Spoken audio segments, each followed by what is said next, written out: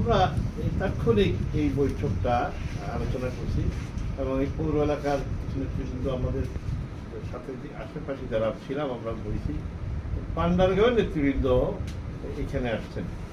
সবাইকে ধন্যবাদ।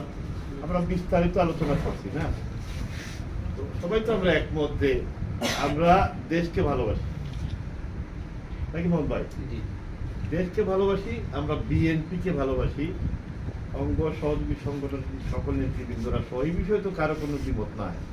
এবং আমরা শত বাধা বিপত্তি, জেল জুলুম, মামলা হামলা, হুলিয়া, জীবন ধ্বংস করে দেওয়ার পরিবেশের মধ্য থেকেও আমরা মনে করি যে বাংলাদেশের অসহায় জনগণের একমাত্র আশা আকাঙ্ক্ষার প্রতীক বাংলাদেশ জাতীয়তাবাদী দল, শহীদ জিয়ার আদর্শের দেশ নেত্রী বেগম